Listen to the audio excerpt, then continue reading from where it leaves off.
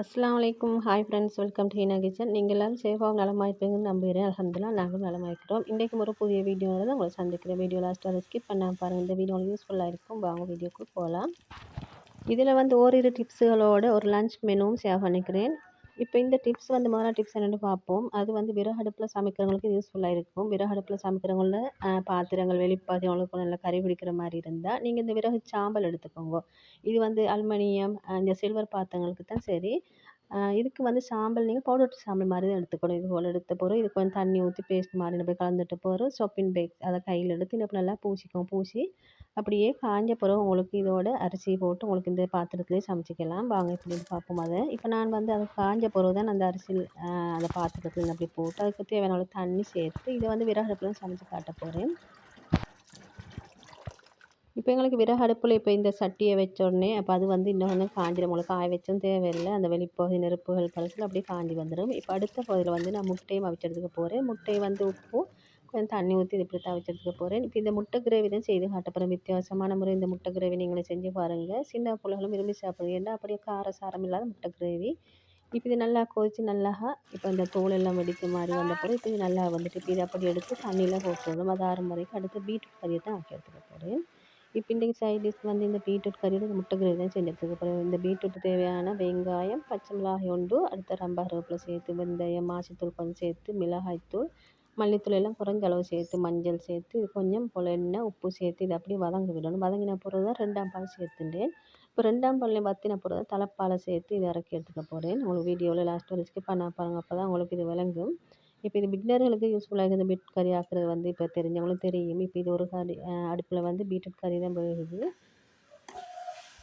இப்போ எங்களுக்கு இந்த கறி வேகிற டைமுக்கு எங்களுக்கு முட்டை எல்லாம் நல்லா ஆறி வந்து அப்போ எங்களுக்கு தோல் எல்லாம் முறித்து அதை அப்படியே எடுத்து வச்சுட்டேன். இப்போ இந்த முட்டை கிரேவி செய்கிறதுக்கு வந்து நான் பச்சை மிளகாய், கறி மிளகாய்ன்னு சொல்லும் அது ஒரு 3-4 மாதிரி நல்லா கீரல் போட்டு அதில் உள்ள விதையெல்லாம் எடுத்துட்டு கொஞ்சம் உப்பு பரட்டி வச்சுருந்தேன். இப்போ அதைத்தான் நான் வந்து எண்ணெயில் பொரிச்சு எடுத்துக்க போகிறேன். நீங்கள் இதை பச்சை மிளகாய் சேர்த்து இந்த பொரிச்சு முட்டையோடு சேர்த்து செஞ்சு பாருங்கள். உங்களுக்கு பொரிச்ச கத்திரி கறி சேர்த்து சாப்பிட்ற மாதிரி இருக்கும். இப்போ இதோட சின்ன மிளகாய் சேர்த்து பொரிச்சு எடுத்துட்டேன். பொரிச்செடுத்த பிறகு அதே எண்ணெயில் தான் நான் அடுத்தடுத்த ஒன்றை சேர்த்துக்க போகிறேன். இப்போ உங்களுக்கு இந்த பொரிச்ச எண்ணெய் மிச்சம் மருந்து இதுலேருந்து எடுத்து வச்சுக்கோங்க. இப்போ எனக்கு இது போதுமாயிருச்சு. இப்போ இதோட நான் வந்து வெங்காயத்தை சேர்த்துக்க போகிறேன். வெங்காயம் வந்து பெரிய சைஸ் வெங்காயத்தை 2 வெங்காயம் மாதிரி அதை நல்லா குட்டியாக கட் பண்ணிக்கணும். அதோட பெரிய தக்காளி வந்து சின்னதாக குட்டியாக கட் பண்ணி இதோட சேர்த்துக்கோங்க. சேர்த்து நல்லா இன்னப்படி நல்லா எண்ணெயிலே வதங்க விடணும்.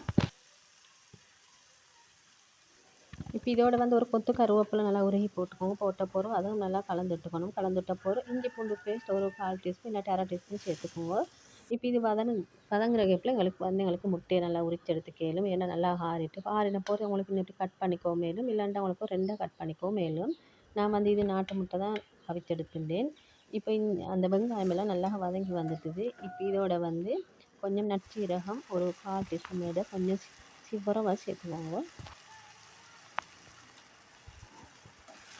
நற்சீரகம் சேர்த்த பிறகு இது நல்லா கலந்துட்டுக்கணும். இதுக்கான மசாலா பொடிகள் வந்து பார்ப்போம். மிளகுத்தூள், மஞ்சள், அதோட கொஞ்சம் கரம் மசாலா, தனி மிளகாய்த்தூள், அடுத்து வறுத்த மல்லித்தூள் சேர்த்துக்குது. சேர்த்து நான் இதை நல்லா மிக்ஸ் பண்ணிக்கணும். இந்த வறுத்த மல்லித்தூள் போட்டால் நல்ல மணமும் டேஸ்ட்டாகவும் இருக்கும். இப்போ இதோட வந்து கொஞ்சம் போல் தண்ணி சேர்த்துக்கணும். மிச்சம் தண்ணி சேர்க்குறதில்ல. நீங்கள் இதோட உப்பையும் சேர்த்துக்கோங்க கட்டாயம். இதோட மாசித்தூளும் ஒரு 2 அரை மட்டும் சேர்த்துக்கோங்க. மாசி சேர்த்து செஞ்சு பாருங்கள். இந்த கறி அப்படி நல்லா இருக்கும்.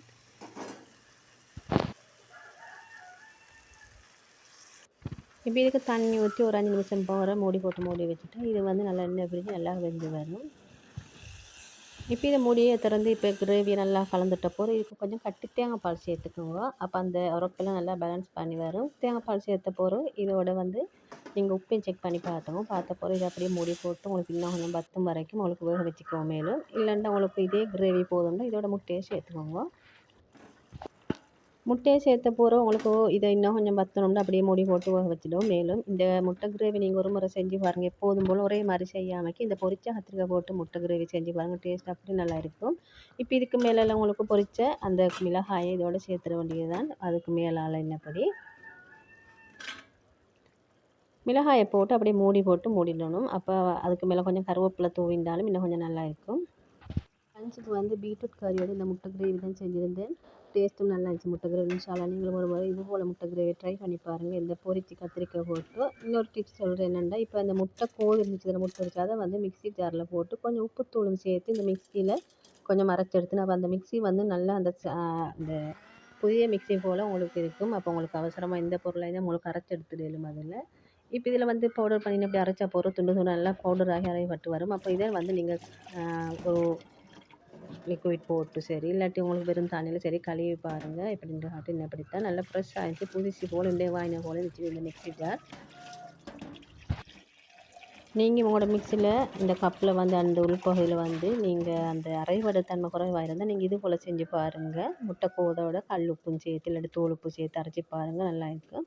இப்போ இன்னொரு டிப்ஸ் சொல்கிறேன், நீங்கள் இதையும் நீங்கள் ஃபாலோ பண்ணி பாருங்கள். நீங்கள் இரும்பு சட்டியை வந்து நீங்கள் வீட்டில் இந்த துருப்பிடிக்காம பாதுகாக்கணும்ல, துருப்பிடினா அந்த கரைகள் வராமல் உள்பகுதிக்கு. இப்போ இந்த சட்டியை வந்து நல்லா கழுகின போகிறோம், காஞ்ச போகிறோம். நான் வந்து அப்போதே இது கழுகினத்தால் அந்த ஈரம் இருந்துச்சு, தண்ணி கொஞ்சம் அதை வந்து கேஸ் அடுப்பில் வச்சு அந்த அப்படியே கொஞ்சம் அந்த காஞ்ச பொருள் தான் எடுத்த போகிறோம். இதுக்கு உங்களுக்கு எண்ணெய் தொடச்சி வச்சு பாருங்கள். எண்ணெய் வந்து உங்களுக்கு குக்கிங் ஆயில் எது வேண்டாலும் எடுத்துக்கலும். இல்லாட்டி உங்களுக்கு பொரிச்ச எண்ணெய்கள் இருந்தால் ஒரு டிஷ்யூவில் இல்லாட்டி ஒரு துணியில் வச்சு இதை நல்லா உள்பகுதி நல்லா தொடச்சி வச்சு பாருங்கள்.